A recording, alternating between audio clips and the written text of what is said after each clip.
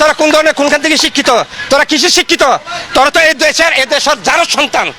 তোরা এই দেশের সন্তান না, এই দেশের যারও সন্তান। তোরা এই দেশটাকে ধ্বংস করছো। 2024 সালে যে দেশ স্বাধীন করছে, বাংলাদেশের জনগণের স্বাধীনতা দিছে, বাংলাদেশের জনগণ সুখে শান্তিতে থাকার জন্য।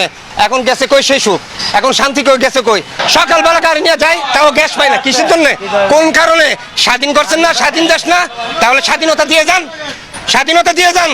আর নাইলে নাইমা যান, নাইলে নাইমা যান, গদি ছাইরা দেন, আল্লাহর রাস্তায় গদি ছাইরা দেন। সারা বাংলাদেশ এক নামে পরিচিত নাহিদ ইসলাম, আক্তার হোসেন, সার্জিস আলম, এদেরকে সবগুলোরে ধরে নিয়ে আসেন। 2024 সালে যে দেশ স্বাধীন করছে, বাংলাদেশের জনগণের স্বাধীনতা দিছে, বাংলাদেশের জনগণ সুখে শান্তিতে থাকার জন্য। এখন গেছে কই সেই সুখ? এখন শান্তি কই গেছে কই? এই যে আজকের দিন কি দিন, রাত কি রাত, সিনজি ফার্মের মধ্যে আইসা পয়সা থাকে, গ্যাস নেই। এখন কই তোর আইসা দিয়া যা, বড় বড় কথা বলছিলি না? এখন মানুষের সুখ শান্তি দিয়া যা, গ্যাস দিয়া যা, তেল দিয়া যা, পানি বিদ্যুৎ দিয়া যা, সবকিছু দিয়া যা। আর বড় বড় কথা স্যার, কলেজে সিপাই ছিলি, সিগারেট খাইছি 2 জনে 4 জনে মিলে একটা সিগারেট। এখন তোরা এখন 5 কোটি 4 কোটি টাকার দামের গাড়ি লিয়ে ঘুরস। সাধারণ মানুষের মাথার মধ্যে লবণ রেখা বড়ি খাইছিস তোরা। আর সাধারণ মানুষগুলো কষ্ট পাইতেছে। আজকে তোরা মন্ত্রণালয় ঘুরতেছস, তোরা গাড়ি নিয়ে ঘুরতেছস, দেশ বিদেশে যাইতেছস, বিভিন্ন জায়গার মধ্যে যায় বক্তৃতা দিতেছস, মিটিং করতেছস। আর দেশের সাধারণ মানুষগুলো না খায় মরতেছে, রাস্তা রাস্তা ঘুরতেছে।